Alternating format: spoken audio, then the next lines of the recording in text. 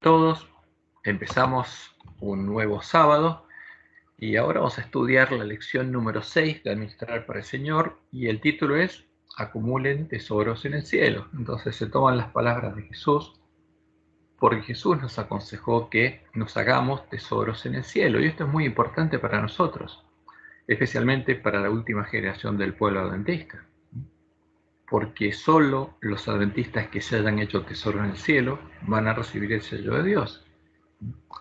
Ahora, pero la lección de esta semana empieza con una imagen de una caja fuerte, en donde supuestamente debemos poner nuestra plata, nuestro dinero en forma segura, para acumular tesoros en el cielo. Y dice, ¿qué se ponen en las cajas fuertes? Y se pone dinero, se pone oro, se pone plata, las cosas, las riquezas de este mundo. Y después, con versículo de memoria, nuestra lección toma las siguientes palabras de Jesús para indicarnos que Jesús nos dio la mejor estrategia de inversión de dinero del mundo. O sea que tenemos la mejor estrategia de inversión de dinero. Y se toman las palabras de Marcos 8, 36 y 37, que después las vamos a analizar. ¿Y qué dice ahí? ¿Qué aprovecha al hombre si gana todo el mundo pero pierde su vida? ¿O qué puede dar el hombre por su vida? Y después de poner este versículo de memoria, se nos dice lo siguiente. Entonces, se pasa a describir cuál es esa estrategia de inversión de nuestro dinero, que supuestamente Jesús nos aconseja, y cuál es la caja fuerte. Y esto lo vemos en la lección del sábado 4 de febrero. Y ahí se nos dice, Jesús nos dio la mejor estrategia de inversión del mundo, cuando dijo, no acumulen tesoros en la tierra, donde la polilla y el óxido corroen, y los ladrones socavan y roban, sino acumulen tesoros en el cielo, donde ni polilla ni óxido corroen, ni ladrones destruyen ni roban. Mateo 6, 19 y 20. Jesús concluye su estrategia de inversión, dicen los autores de la lección, diciendo, porque donde esté el tesoro de ustedes, allí estará también su corazón. ¿Qué dice Jesús? Que si tenemos tesoros en la tierra, nuestro corazón va a estar pegado a esos tesoros en la tierra. Pero si nos hacemos tesoros en el cielo, nuestro corazón, ¿dónde va a estar? En el cielo. Ese es el tema. Ahora, pero los autores interpretan las palabras de Jesús. En otras palabras, dice Jesús supuestamente, muéstrame en qué gastas tu dinero y te mostraré dónde está tu corazón. Porque donde quiera que pongas tu dinero, tu corazón de seguro lo seguirá, si es que aún no está allí. Ahora, pero el tesoro del cielo no es dinero. Esos son los tesoros de la tierra. Y el autor de la lección toma el dinero como y nos dice que Jesús está hablando de cómo gastar nuestro dinero, pero el tesoro del cielo no tiene nada que ver con el dinero. El que ve al dinero como un tesoro son los hombres, no Dios, no Jesús. Entonces, donde quiera que pongas tu dinero, allí va a estar tu corazón. Entonces, ¿qué quiere decir eso? Si lo pones en la tierra y si lo pones en el cielo, tu corazón va a estar en el cielo. Pero el tesoro del cielo no es el dinero. Ahora, y sigue diciendo el autor de la lección, ¿quieres un corazón para el reino de Dios? Si es así, entonces pon tu dinero, donde recogerás recompensas eternas. Ahora, poniendo el dinero en algún lado, ¿logramos recompensas eternas? Invierte tu tiempo, tu dinero y tu oración en la obra de Dios. Ahora, ¿qué nos está diciendo? Que pongamos nuestro dinero en un lugar determinado. Y eso nos haría tesoros en el cielo. Si lo haces pronto, te interesarás aún más en esta obra y tu corazón también la seguirá. Esta semana repasaremos textos e ilustraciones que nos muestran cómo acumular tesoros en el cielo y finalmente cosechar una recompensa eterna. Y acuérdense de esta última frase. ¿Por qué? Porque lo que vamos a ver esta semana no es eso. El autor de la lección cree que es eso, pero no es eso. Ahora, ¿qué significa todo esto que dice el autor? Que los autores, que para los autores, como para todos los que predican el evangelio de la prosperidad, ¿qué pasa? todos le hacen decir a Jesús lo siguiente: ¿quieres saber cuál es la mejor estrategia del mundo para invertir tu dinero? ¿Quieres hacerte tesoros en el cielo? ¿Quieres salvar tu vida? Entonces pon tu dinero en la obra de Dios, dáselo a la iglesia, y te harás tesoros en el cielo y recibirás recompensas eternas. En otras palabras, el dinero es el tesoro y la caja fuerte del cielo es la tesorería de la iglesia. Esa es la interpretación de los autores de la lección y de los que predican el evangelio de la prosperidad. O sea, sus ojos los tienen puestos en el dinero y creen que Jesús está hablando del dinero. ¿Es esto verdad? No, no es verdad. Y el que lo cree está engañado. Si esto fuera verdad, cada vez que depositáramos nuestro dinero en la tesorería de la iglesia, lo estaríamos haciendo en la caja fuerte del cielo y estaríamos acrecentando nuestro tesoro en el cielo. Pero eso no es así. Vamos a ver claramente que eso no es así. ¿Quiénes dice Jesús que se habían hecho verdaderos tesoros en el cielo y, aunque eran pobres en dinero, eran verdaderamente ricos? Los miembros de la iglesia primitiva, que eran perseguidos por haber buscado y encontrado el reino de Dios y su justicia, por haber sido hechos parte del reino de Dios, el reino de los cielos, el lugar del santuario de Dios, y ser fieles a Dios. Ellos eran perseguidos por causa de la justicia, por causa del tesoro que se habían hecho en el cielo. Por eso Jesús dijo en su sermón profético y el sermón del monte, Mateo 5, 10 al 14, bienaventurados los que padecen persecución por causa de la justicia, los persiguen por causa de la justicia, porque de ellos es el reino de los cielos. Bienaventurados sois cuando por mi causa os vituperen y os persigan y digan toda clase de mal contra vosotros mintiendo. Gozaos y alegrados porque vuestro galardón es grande en los cielos. O sea, tienen un tesoro en el cielo. Y vamos a ver cuál es el tesoro. Porque así persiguieron a los profetas que fueron antes de vosotros. Vosotros sois la sal de la tierra. ¿Los qué? Los que buscaron el reino de Dios y su justicia y obtuvieron la justicia de Dios. Vosotros sois la sal de la tierra. Pero si la sal se desvaneciere, ¿con qué será salada? No sirve más para nada, sino para ser echada fuera y hollada por los hombres. O sea, ¿qué dice Jesús? Si no son perseguidos por causa de la justicia es porque no están salando. Como dice Pablo, todo el que trate de vivir piamente en Cristo Jesús sufrirá persecución. ¿Y qué pasa con Ángel de la Odisea? ¿Es perseguido? No. ¿Es la sal de la tierra? No. ¿Es la luz del mundo? No. Pero Jesús le dice a los que son perseguidos: vosotros sois la luz del mundo. Una ciudad asentada sobre un monte no se puede esconder. Y al ángel de Filadelfia le dice lo siguiente, escribe al ángel de la iglesia, de Esmirna.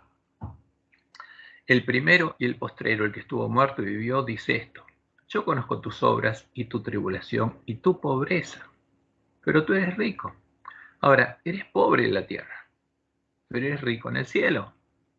Y la blasfemia de los que se dicen ser judíos y no lo son, sino sinagoga de Satanás.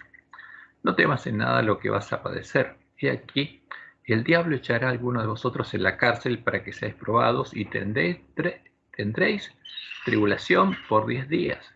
Y Jesús les avisa a sus hermanos y le dice: sé fiel hasta la muerte y yo te daré la corona de la vida. Vas a ser perseguido por causa de la justicia, porque eres rico, y sé fiel hasta la muerte, y yo te daré la corona de la vida. El que tiene oído, oiga lo que el Espíritu dice a las iglesias. El que venciere no sufrirá daño de la segunda muerte. Ahora, ¿y a quiénes? Dice Jesús les dice que no tienen tesoros en el cielo y son pobres, son desventurados, miserables, pobres, ciegos y desnudos, y no son las de la tierra ni la luz del mundo. Se lo dice a nosotros, a los miembros de la última iglesia remanente, los miembros de la iglesia adventista séptimo día, que estaríamos durmiendo hasta que fuéramos despertados. Y escribe al ángel de la iglesia en la Odisea: he aquí el Amén, el testigo fiel y verdadero, el que dice la verdad, el principio de la creación de Dios, dice esto: yo conozco tus obras, que ni eres frío ni caliente. Ojalá fuese frío o caliente, pero por cuanto eres tibio y no frío ni caliente, te vomitaré de mi boca. Es una profecía. Voy a dejar de llamarte, porque yo estoy a la puerta y llamo.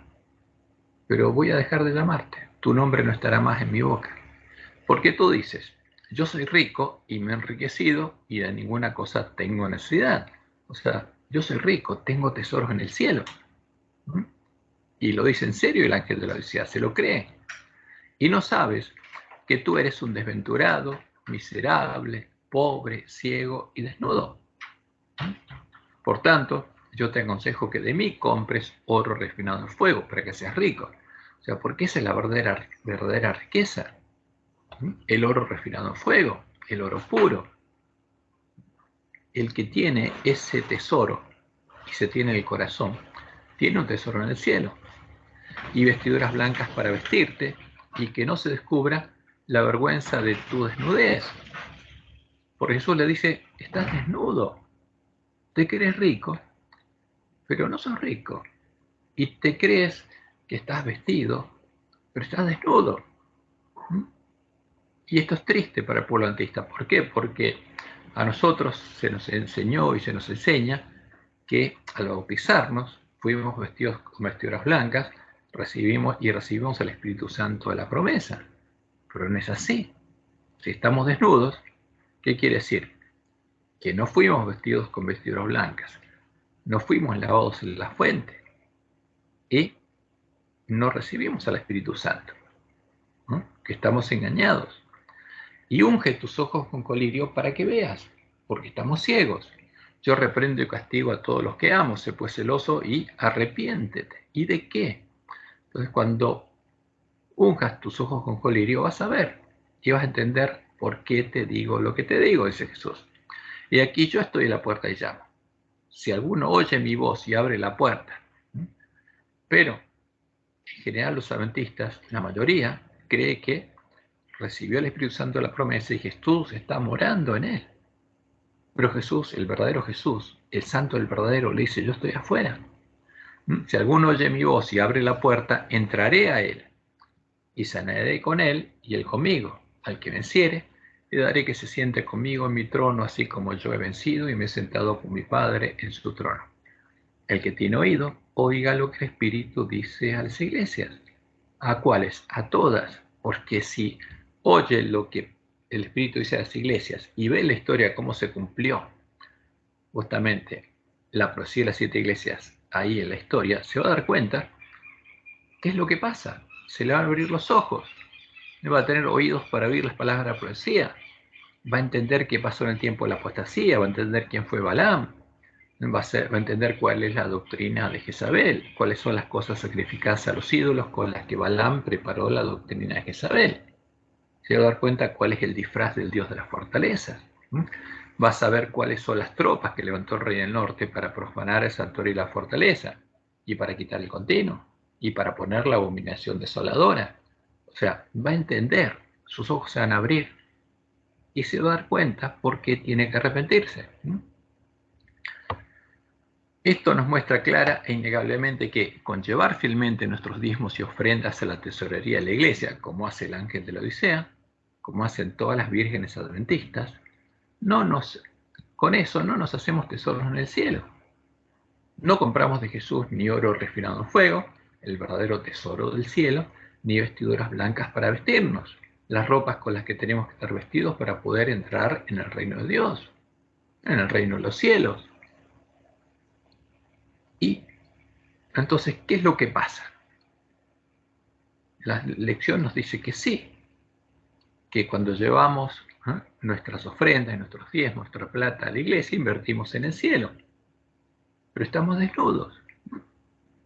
Luego, en los días subsiguientes, los autores de nuestra lección citan como ejemplos de personas que se hicieron tesoros en el cielo a Noé, a Abraham, a Lot, a Jacob y a Moisés, quienes vivieron antes que viniera Jesús, antes que en Pentecostés del año 31 fuera establecido el reino de Dios entre los hombres, y antes que los hombres empezaran a entrar en el reino de los cielos y a hacerse tesoros en el cielo, como sucedía con el ángel de Esmirna.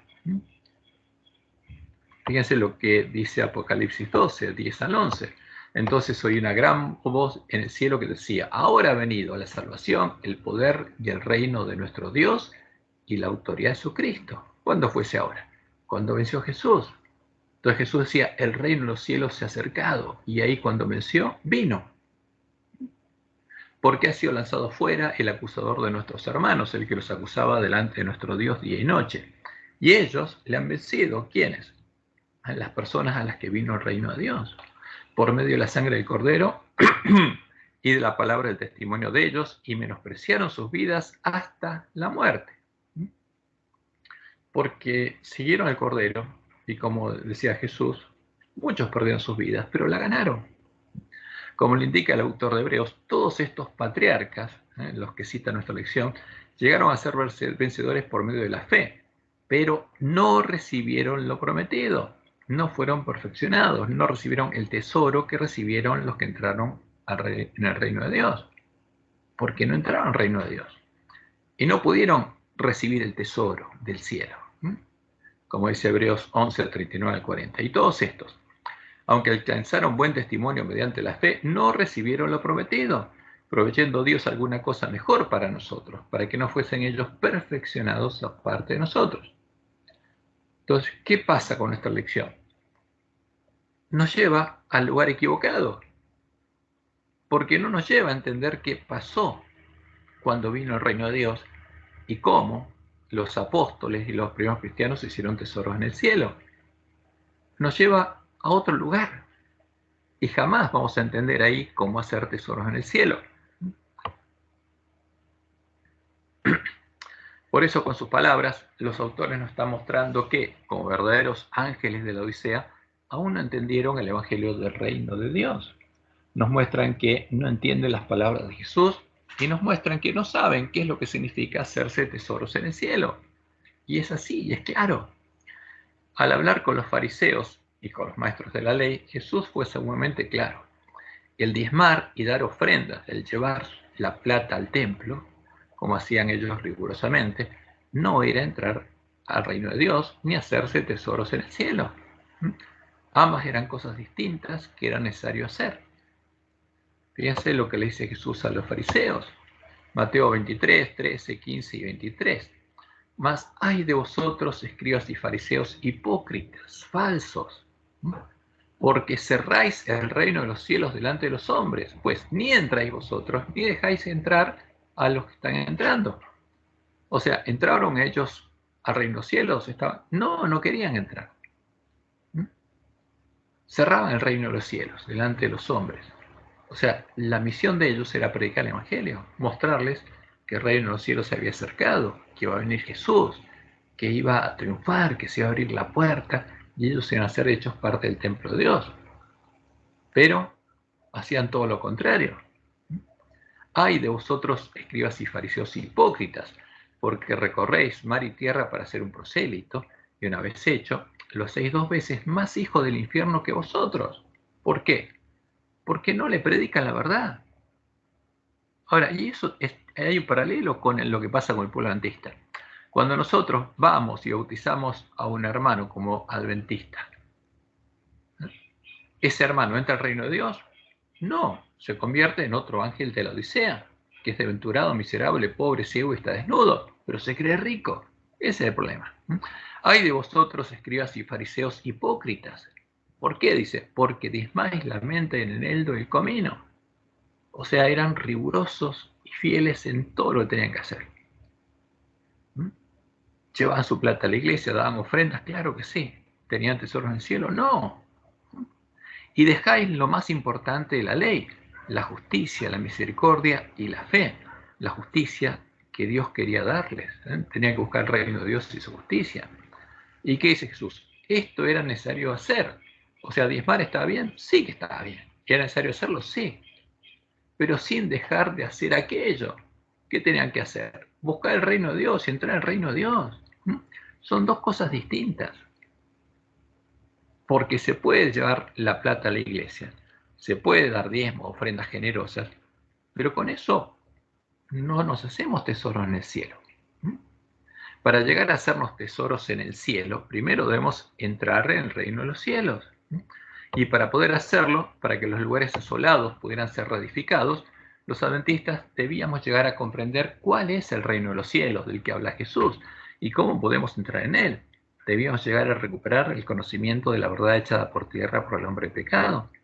Solo entonces podríamos empezar a entrar al reino de Dios y se produciría el verdadero reavivamiento de la piedad de la iglesia primitiva. Como dice Elena de White, Mensajes Selectos, tomo 1, página 121, un reavivamiento de la verdadera piedad entre nosotros es la mayor y más urgente de todas nuestras necesidades. El buscar esto debe ser nuestro primer trabajo. Debe haber un esfuerzo ferviente para obtener la bendición del Señor. No porque Dios no esté dispuesto a otorgarnos su bendición, sino porque no estamos preparados para recibirla. ¿Cuándo dijo esto Elena? 1858. Nuestro Padre Celestial está más dispuesto a dar su Espíritu Santo a los que se lo piden que los padres terrenales a dar buenas dádivas a sus hijos. Ahora, ¿habían recibido el Espíritu Santo? No, Elena es clara. ¿Por qué? Porque no estaban preparados para recibirlo, no habían entrado al reino de Dios, porque no conocían la verdad. Y el primer trabajo era justamente recuperar el conocimiento de la verdad para poder entrar al reino de Dios, para poder recibir la bendición prometida a todos los que vivimos en el tiempo del nuevo pacto, después de que Jesús triunfó. Pero la promesa recién se cumpliría en la última generación, como leemos en Conflictos de los Siglos, página 517.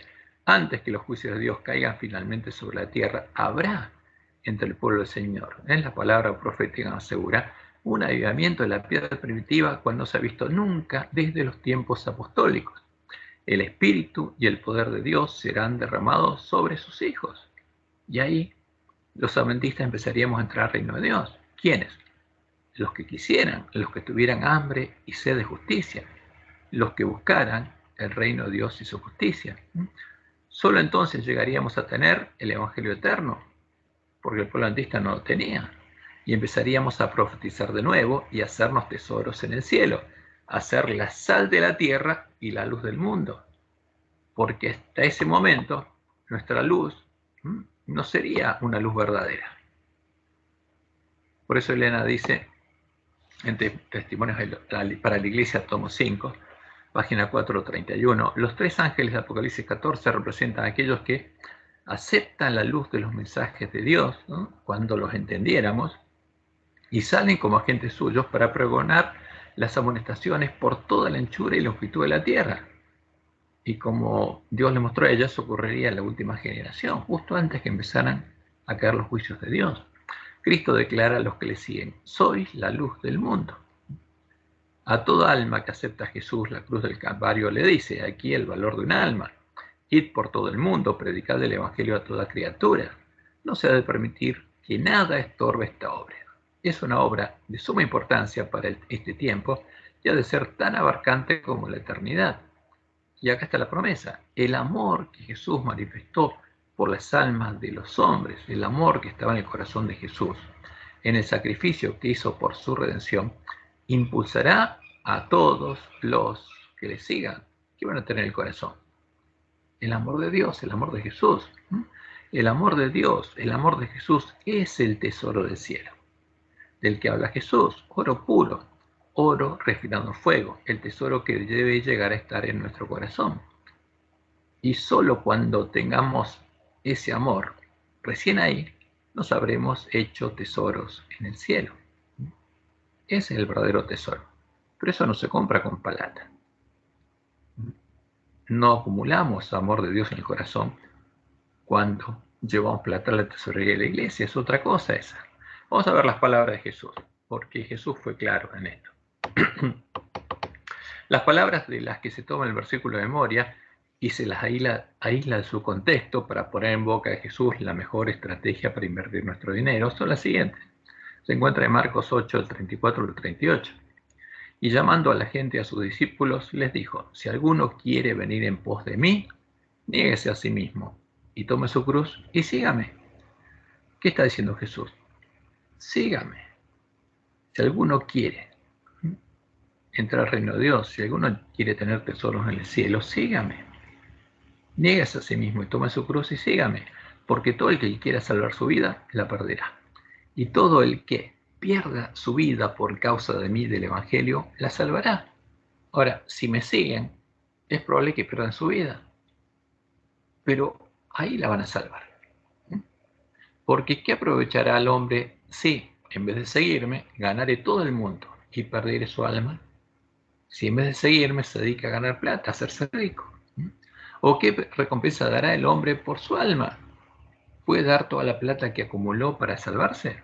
No, porque el que se avergonzare de mí y de mis palabras en esta generación adúltera y pecadora, el Hijo del Hombre se avergonzará también de él, cuando venga en la gloria de su Padre con los santos ángeles. Jesús nos dice claramente, como se lo dijo al joven rico, que si queremos salvar nuestras vidas, debemos negarnos a nosotros mismos y seguirlo, aunque por causa de él y del Evangelio lleguemos a perder nuestras vidas en la tierra. En cambio, si no seguimos a Jesús y nos esforzamos por hacernos ricos y llegamos a ganar todo el mundo, si tenemos toda la plata del mundo, ¿podremos dar toda esa plata a la iglesia como recompensa por nuestras almas? ¿Nos haremos tesoros en el cielo por hacerlo? No. Evidentemente, esa no es una estrategia de inversión recomendada por Jesús, son palabras de hombres, y son similares a las enseñanzas de Roma, que vende la salvación al que lleva su dinero a la iglesia, porque incluso vende indulgencias para pecar, vende indulgencias plenarias, vende la salvación. ¿Y cómo la compran los hombres? Dedicándose a sus negocios y llevando plata a la iglesia. Es una enseñanza católica, no es bíblica.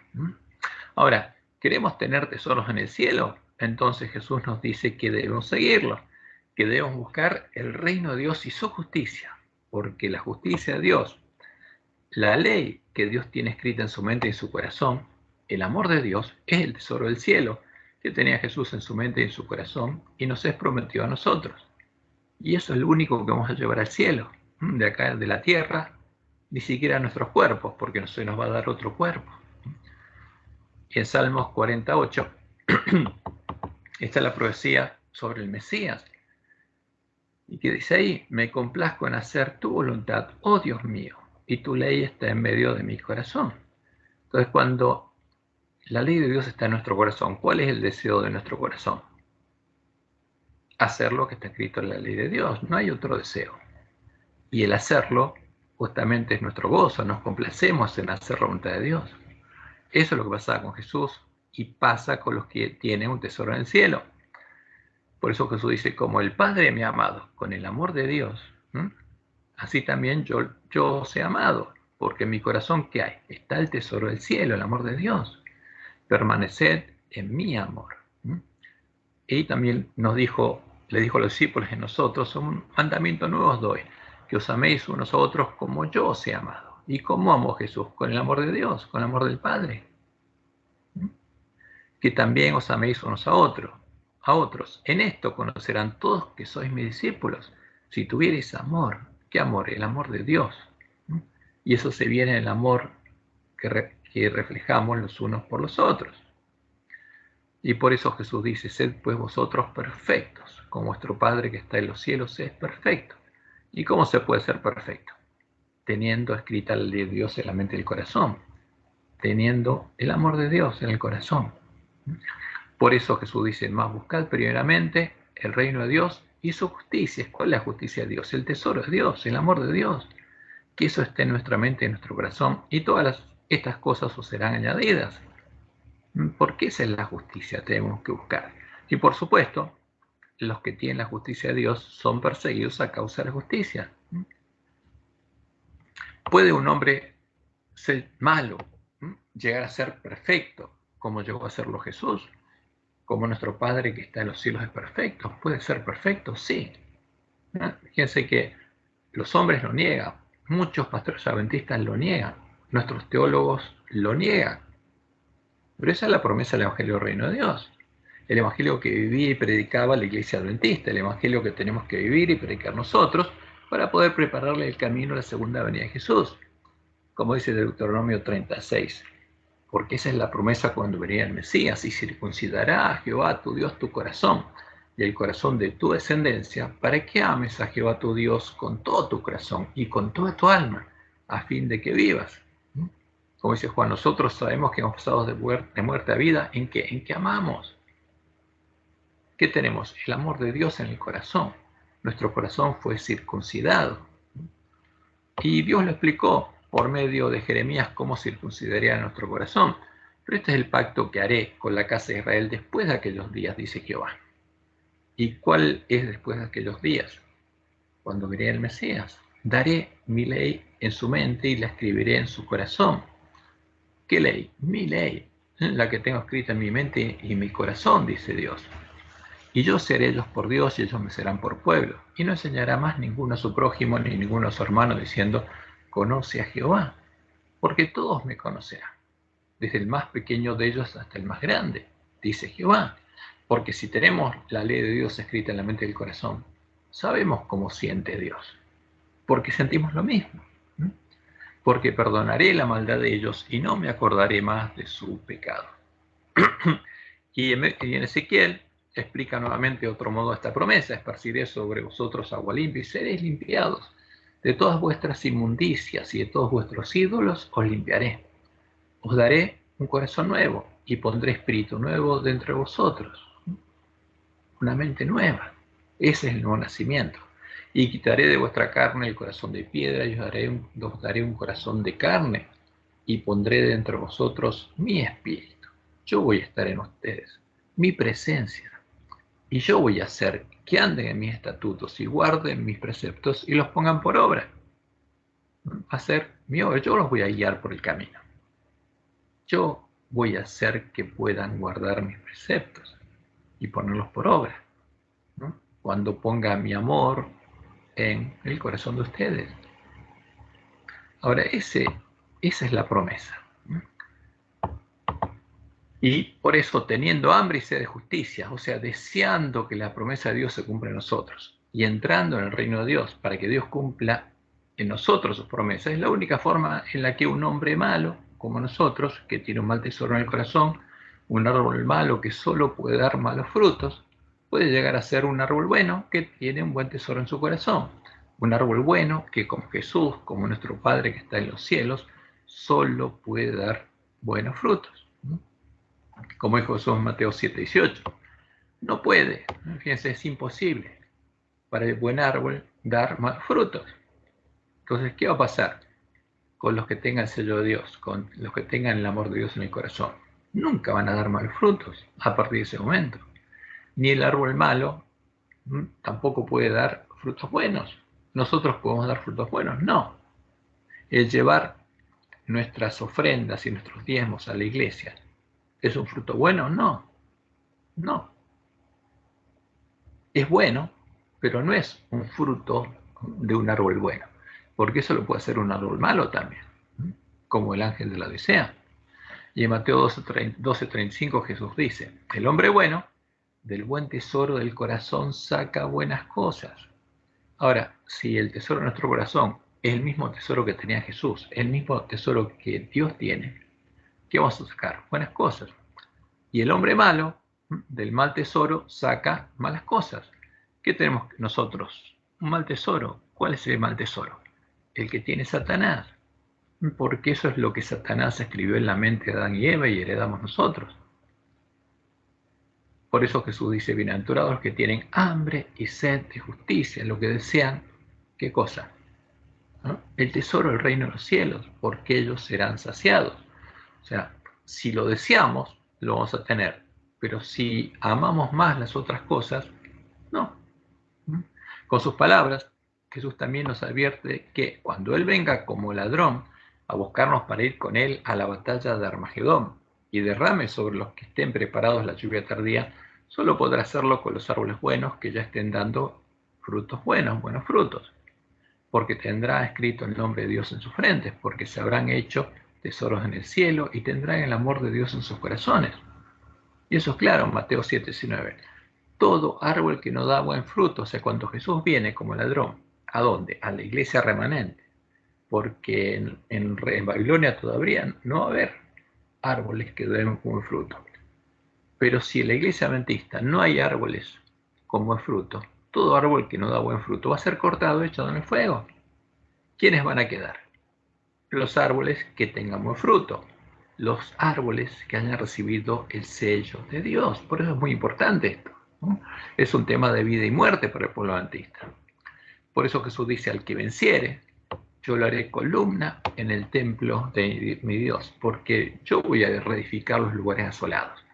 Porque lo que echó por tierra el hombre de pecado es el templo que edificaba Jesús, el antitipo del templo de Jerusalén, como anunciaba la profecía.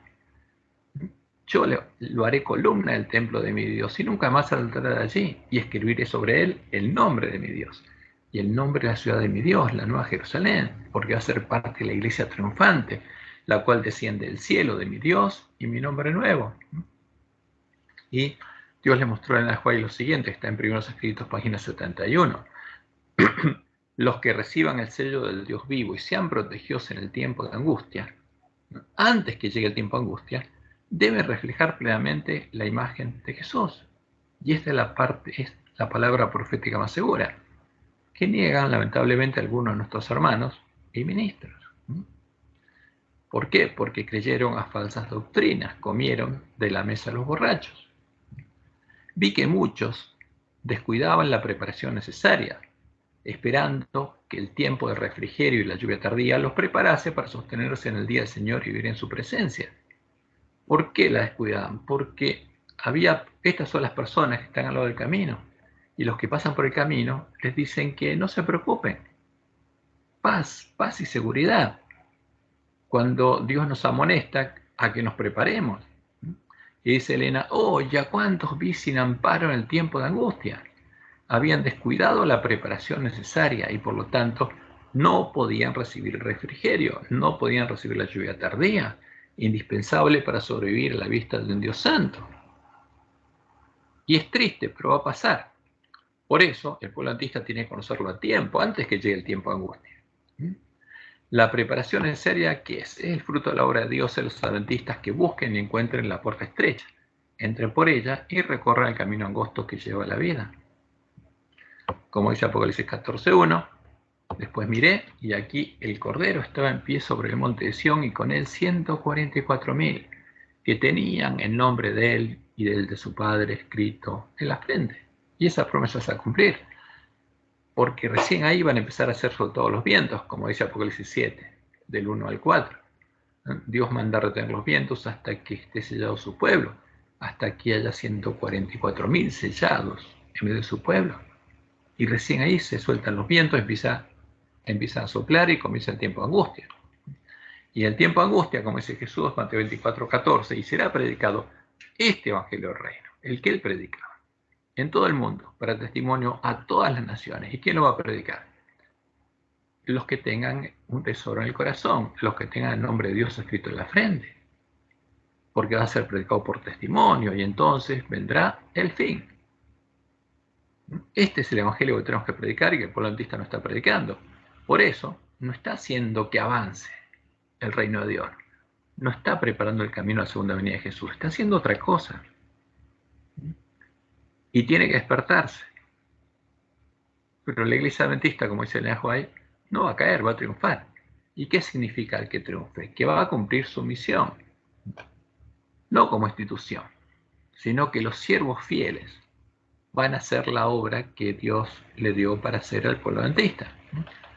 Y en el tiempo de angustia, como dice Joel 2:32, y todo aquel que invocare el nombre de Jehová será salvo, porque en el monte de Sión, en la cima del monte de Sión, y en Jerusalén habrá salvación, en la ciudad puesta sobre un monte, como ha dicho Jehová, y entre el remanente al cual él habrá llamado, y entre los 144,000 sellados de todas las tribus de Israel.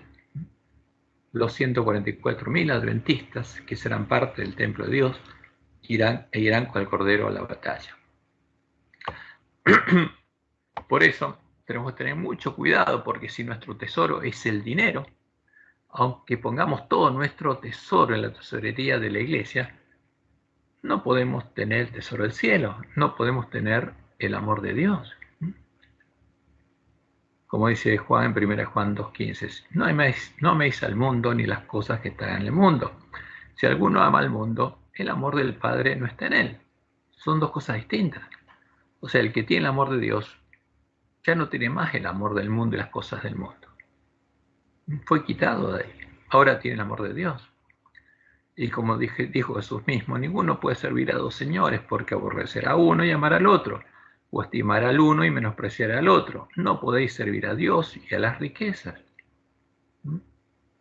Ahora, si uno busca hacerse rico y se hace rico y lleva mucha plata a la iglesia, ¿está sirviendo a Dios? No, sigue sirviendo a las riquezas. Si cree que va a comprar con eso el cielo, si es hacer tesoro en el cielo, está equivocado. Esa es una doctrina romana, no bíblica, no es una enseñanza de Jesús. El hombre malo, aunque no tenga amor, puede dar ofrendas, puede vender todo lo que tiene y darlo a los pobres, si cree que con eso se gana el cielo, e incluso puede llegar a entregar su cuerpo para ser quemado, pero hacerlo no lo va a cambiar. Por hacerlo no va a llegar a tener amor, no va a tener el tesoro del cielo, de nada le sirve. Si cree que se hizo tesoro en el cielo, fue engañado. Como dice Pablo en 1 Corintios 13, 1 al 3. Si yo hablase lenguas humanas y evangélicas y no tengo amor, si no tengo el amor de Dios en el corazón, vengo a ser como metal que resuena o címbalo que retiñe, sonido alta que hace ruido. Y si tuviese profecía y entendiese todos los misterios y toda ciencia, como lo entiende Satanás, y tuviese toda la fe de tal manera que trasladase los montes, y no tengo amor, nada soy. Y si repartiese todos mis bienes para dar de comer a los pobres, y si entregase mi cuerpo para ser quemado, y no tengo amor, de nada me sirve. ¿Está claro? Repartir los bienes para dar de comer a los pobres, si no es un fruto, no es fruto del amor, de nada sirve. No vamos a ganar nada. En nuestra ceguera, los ángeles de la Odisea, creyéndonos ricos, creyéndonos buenos, seguiríamos siendo árboles malos, tendríamos un mal tesoro en el corazón y no le estaríamos preparando el camino a la venida de Jesús, porque no habríamos completado nuestro primer trabajo, justamente, y eso es lo primero que tenés que hacer. O sea, lo primero no estaría hecho y lo segundo tampoco. No estaríamos predicando el Evangelio eterno, el Evangelio del reino de Dios. Los lugares asolados no podrían ser reedificados y Jesús no podría venir a buscarnos para predicar el fuerte pregón del mensaje del tercer ángel. Y eso es lo que demora la venida de Jesús. ¿Por qué? Como dijo Jesús, Mateo 24:14, en el fuerte pregón tenemos que predicar la verdad. Y será predicado este evangelio del reino en todo el mundo para testimonio a todas las naciones y entonces vendrá el fin. Y ahí el pueblo antista habrá cumplido su misión. Pero primero habrá hecho su primer trabajo. Habrá recuperado el conocimiento de la verdad, del evangelio del reino de Dios. Y recién después podría empezar a sembrar la semilla del reino. ¿Podemos predicar el Evangelio del Reino de Dios en todo el mundo si no lo conocemos? No. ¿Podemos entrar al Reino de Dios si no oímos el Evangelio del Reino de Dios? No, tampoco. Como dice Pablo en Efesios 1:13, en él también vosotros, habiendo oído la palabra de verdad, habiendo oído la palabra de verdad, la verdad echada por tierra, la que ellos predicaban, el Evangelio de vuestra salvación, y habiendo creído en él, habiendo creído en la verdad, fuisteis sellados con el Espíritu Santo de la promesa. Ahora el pueblo adventista no estaba preparado porque no había oído la palabra de verdad, no la conocía. Y su primer trabajo era recuperar el conocimiento de la verdad. Y vamos ahora a pasar a contestar algunas preguntas en nuestra lección, porque es importante que las contestemos. Y en la lección del domingo 5 de febrero aparece la siguiente pregunta. ¿Cómo podemos prepararnos para la destrucción venidera? ¿Y cómo nos preparamos? Llevamos la plata a la iglesia, la ponemos en la caja fuerte y la tenemos guardada ahí. No. La destrucción venidera para la que debemos estar preparados no es la destrucción de esta tierra.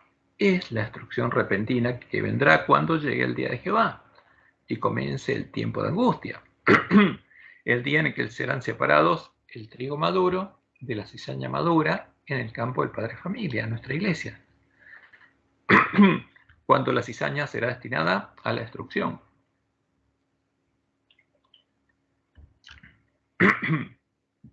Y el trigo será puesto en el granero del Padre Familia. Será entonces cuando los justos recibirán la lluvia tardía y resplandecerán como Jesús, como el sol de justicia, mientras enseña la justicia a la multitud, justamente en el reino de su Padre. Y Dios nos mostró claramente esto por medio de la Juárez. Lo leo en Eventos Últimos Días, página 254. Todo el mundo estará de un lado o del otro del asunto del litigio. Tendrá lugar la batalla del Armagedón, porque Jesús viene a buscarnos y nos lleva a la batalla de Armagedón. Y ese día no debe encontrar a ninguno de nosotros durmiendo. Debiéramos estar completamente despiertos como vírgenes prudentes, que tenemos aceite en nuestras vasijas y en nuestras lámparas. El poder del Espíritu Santo debe estar sobre nosotros, y el capitán de las huestes del Señor estará a la cabeza de los ángeles del cielo para dirigir la batalla. Pero tenemos que estar preparados. Jesús viene a buscar a quienes, a los que estén preparados, a los que sean hechos parte del reino de Dios, a los que hayan recibido el sello de Dios, y los va a llevar con él a la batalla. Por eso la Juárez dice lo siguiente, testimonio para los ministros: los nombres de los que firmemente esperan y anhelan vigilantes la aparición de su Salvador y velan por ella. Los adventistas que quieren que Jesús venga y trabajan para que venga y anhelan que venga y velan y trabajan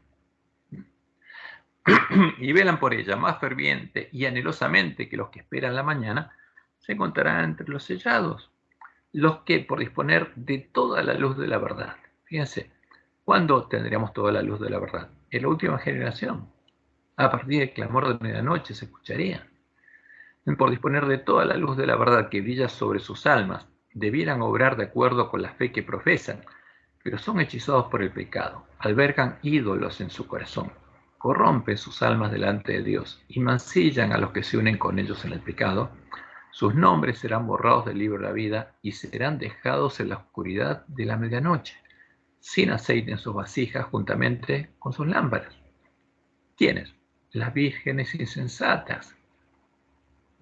¿Quiénes van a ser sellados? Los adventistas, que están representados por las vírgenes sensatas. Y los otros no. Y serán dejados en la oscuridad de la medianoche. Y es triste esto, pero tenemos que saberlo a tiempo. Por eso Elena White dice lo siguiente: ojalá que la gente conociese el tiempo de su visitación. Hay muchos que todavía no han escuchado la verdad probatoria para este tiempo, porque la verdad nos prueba. Hay muchos con quienes el Espíritu de Dios está batallando. El tiempo de los juicios destructores de Dios, cuando empieza el tiempo de angustia, es el tiempo de misericordia, para los que no habían tenido oportunidad hasta ese momento de enterarse de la verdad. El Señor los contemplará con ternura y se conmoverá su corazón de misericordia. Su mano todavía permanece extendida para salvar, mientras la puerta se ha cerrado para los que no quisieron entrar. Y esto es importante. La puerta se cierra para las vírgenes insensatas, pero sigue abierta para el pueblo que está en Babilonia, porque las vírgenes sensatas van a ir con el Cordero a buscar al pueblo de Dios que está en Babilonia. Pero ¿qué pasa con el pueblo adventista? La puerta se cierra antes, y eso lo tiene que saber, ¿no? Justamente, es parte de la verdad presente para el pueblo adventista, y tiene que entenderlo. Porque cuando llega el fin del tiempo, gracias del pueblo adventista, antes que empiece el tiempo de angustia, va a ser separado el trigo de la cizaña, como Jesús lo dijo, de manera que como se arranca la cizaña y se quema en el fuego, así será el fin de este siglo. ¿El fin de qué? Del tiempo de la iglesia militante, el fin de la Odisea. Enviaré el Hijo del Hombre a sus ángeles y recogerán de su reino, porque no está hablando de Babilonia, está hablando de la iglesia remanente, a todos los que sirven de tropiezo y a los que hacen iniquidad, y los echarán en el horno de fuego. Allí será el lloro y el crujir de dientes. Entonces, después de eso, los justos resplandecerán como el sol, como Cristo en el reino de su Padre. El que tiene oídos para oír, oiga, reciben la lluvia tardía y resplandecen. Y tienen que enseñar la justicia a la multitud ahora. Ya no tienen que darle más el alimento a tiempo a sus hermanos.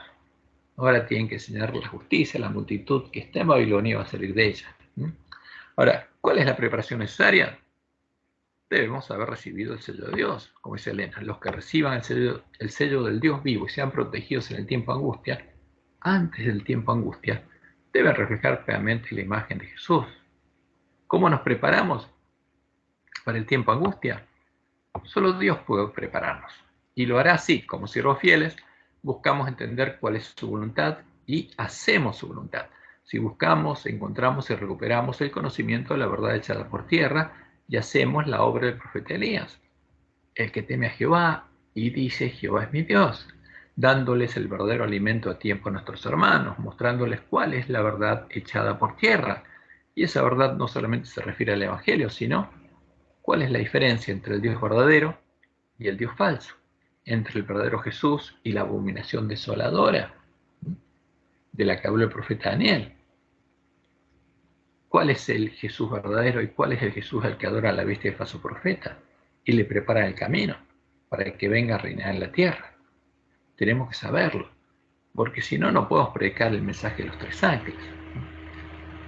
Y como dice Malaquías 3, 16 al 18, los que hacen la obra del profeta Elías en medio de su pueblo, entonces los que temían a Jehová hablaron cada uno a su compañero, y Jehová escuchó y oyó, y fue escrito libro de memoria delante de él para los que temen a Jehová. ¿Quién teme a Jehová? ¿Quién dice que su Dios es Jehová? ¿Y quién dice que su Dios es el Dios de Roma? Porque muchos pastores adventistas dicen que adoran al mismo Dios que Roma, y al mismo Dios que el falso profeta, pero no conocen ni adoran a Jehová. Y fue escrito el libro de memoria delante de él para los que temen a Jehová y para los que piensan en su nombre. Y serán para mí especial tesoro, ha dicho Jehová de los ejércitos, en el día en que yo actúe. Porque es el día en que Dios actúa. El día de Jehová es el día en el que Dios actúa para librar a su pueblo que está en Babilonia. Y los perdonaré como el hombre que perdona a su hijo que le sirve. Entonces os volveréis y discerniréis la diferencia. El ángel de la Odisea va a ver lo que no veía. La diferencia entre el justo y el malo, entre el que sirve a Dios y el que no le sirve, el que sirve a Baal, porque la iglesia adventista hay lobos vestidos de ovejas, siervos de Jezabel que adoran a Baal, y su misión es hacer que el pueblo adventista adore a Baal. Y la misión del profeta Elías es abrirle los ojos a sus hermanos. Ahora, y finalmente, ¿qué pasa? Como Dios le mostró en Ahuay. Los que han sido miembros de la misma familia son separados, porque la misma familia adventista va a haber trigo y cizaña. Se coloca una señal sobre los justos, y serán para mí especial tesoro, ha dicho Jehová de los ejércitos, en el día en que yo actúe, y los perdonaré como el hombre que perdona a su hijo que le sirve. Malaquías 3:17. Los que han sido obedientes a los mandamientos de Dios se unirán con el grupo de los santos en luz. Ellos entrarán por las puertas de la ciudad y tendrán derecho al árbol de la vida. El uno será tomado. Su nombre estará en el libro de la vida, mientras que otros, con los cuales se asoció, tendrán la señal de la eterna separación de Dios. Testimonios por los ministros, 2:34 y 2:35. Ahora, esto es triste, va a ser el momento más triste para los siervos fieles, porque hasta ese momento, hasta el final, van a estar peleando para que sus hermanos se puedan salvar. Le van a estar tratando de dar el alimento a tiempo, aunque los persigan. Pero cuando llegue ese momento, iba a ser un momento muy triste. ¿Por qué? Porque ya pasó el tiempo de la salvación de sus hermanos. Por eso nuestra misión es darles el alimento a tiempo a nuestros hermanos ahora. Después va a ser tarde. Y la siguiente pregunta es, está también la lección del domingo 5 de febrero, ¿cuán dispuesto estarías a hacer un cambio importante en tu vida si, al igual que Noé, fueras llamado a hacer precisamente eso? Ahora, Dios nos llamó precisamente a hacer la misma obra que Noé. Nos dio la misma obra que le dio a Noé, para que los lugares asolados fueran reedificados y nosotros y nuestros hermanos pudiéramos entrar en el antitipo del arca de Noé, en el templo edificado por Jesús a tiempo, porque Jesús no va a hacer columnas en su templo, antes que se cierre la puerta para las vírgenes insensatas. Esto es lo que enseñó Jesús en su sermón profético de Mateo 24-25, porque hizo un paralelo entre las vírgenes y lo que pasó en el tiempo de Noé.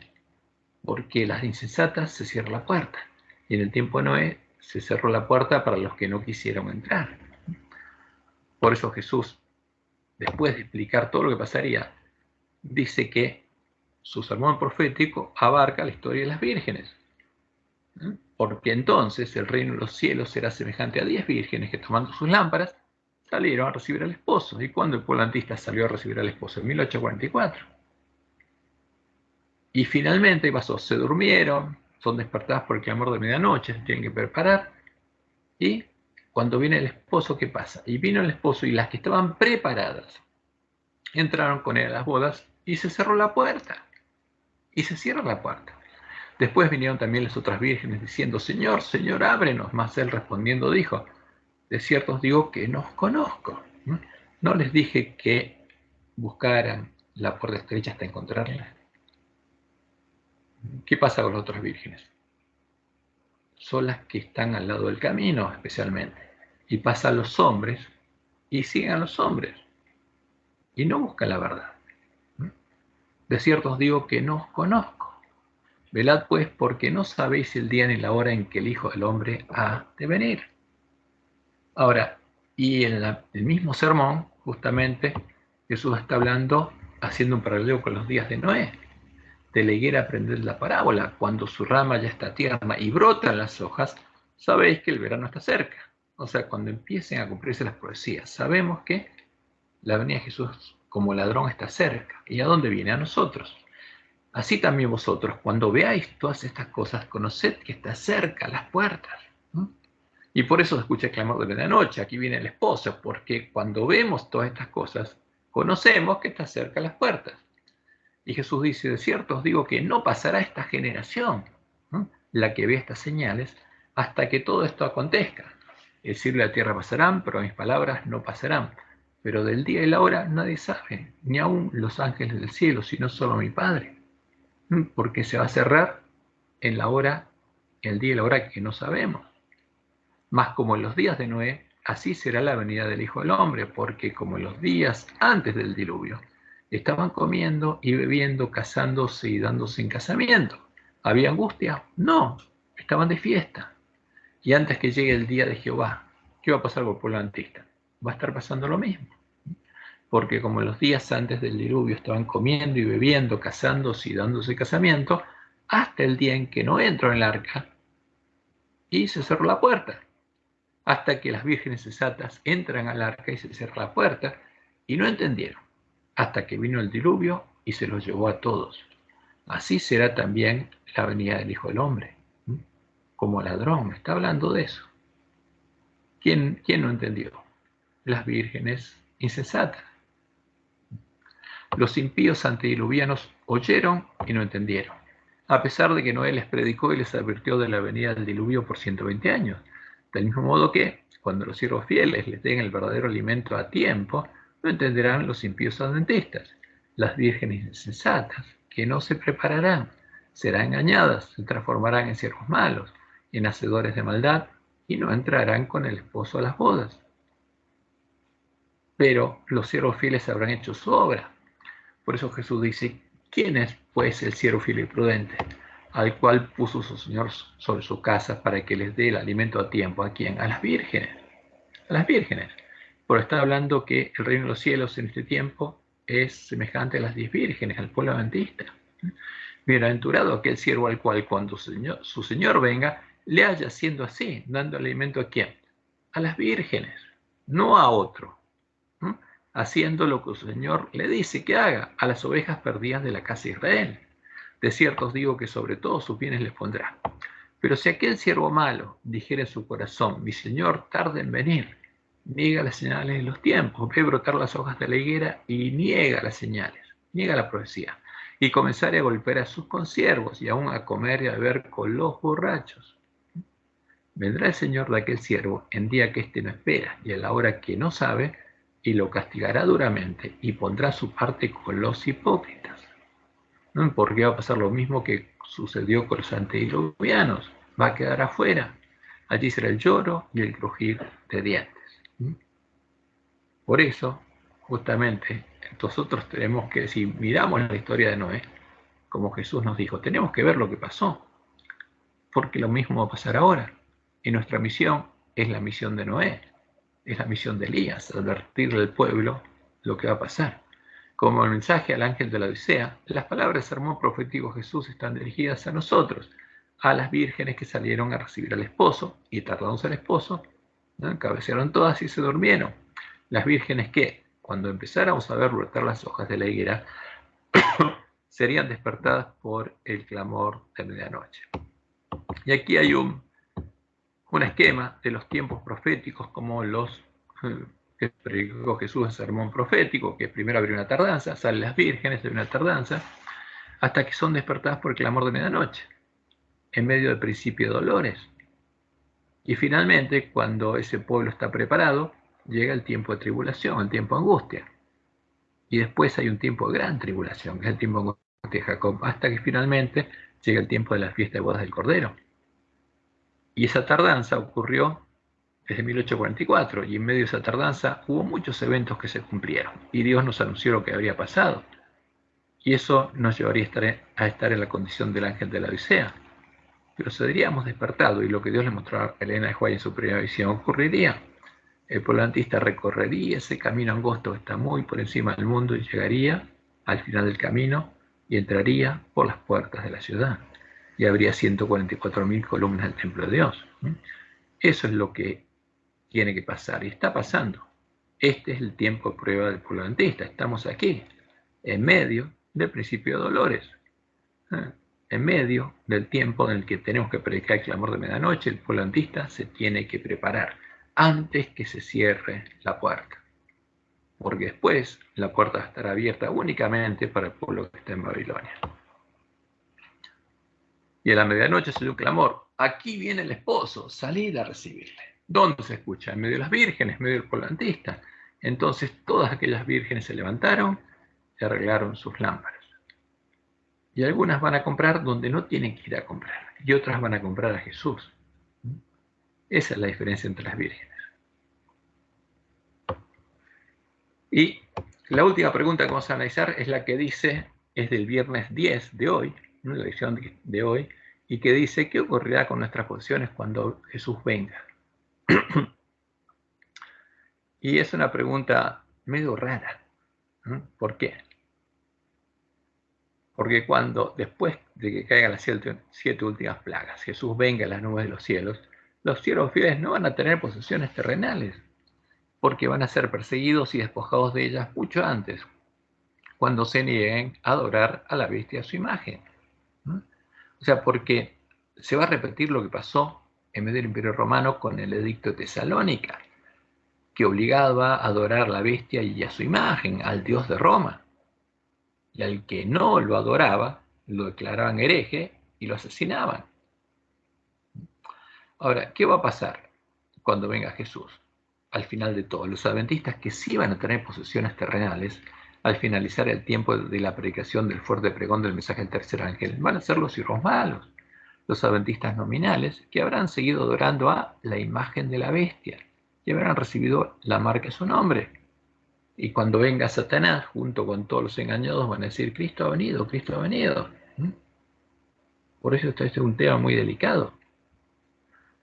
Y Dios le mostró a White que en este tiempo, cuando nos despertáramos, tendríamos que avanzar con rapidez en camino angosto. Dijo el ángel: negaos a vosotros mismos. Como dijo Jesús: el quiere venir en pos de mí, niégase a sí mismo. Debéis avanzar con rapidez. Algunos de nosotros hemos tenido tiempo, dice Elena, para llegar a la verdad, para avanzar paso a paso, y cada paso que hemos dado nos ha fortalecido para tomar el siguiente. Dice: pero ahora, porque Dios la llevó al tiempo de prueba y sellamiento de la última generación, el tiempo está casi agotado. Cuando nos despertáramos, quedaría muy poco tiempo, y lo que hemos tardado años en aprender, ellos tendrán que aprenderlo en pocos meses. ¿Cuánto tiempo nos queda? Pocos meses.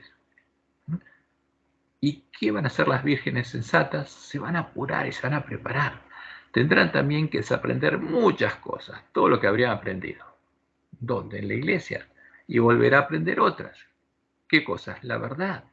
Los que no quieran recibir la marca de la bestia y su imagen cuando se promulgue el decreto, deben tener ahora decisión para decir, no, no queremos honrar la institución creada por la bestia. ¿Cuándo? Ahora. Es ahora cuando debemos elegir de qué lado vamos a estar. Es ahora cuando debemos tener hambre y sed de justicia y cuando debemos clamar a Dios por ayuda. Es ahora cuando debemos hacernos tesoros en el cielo.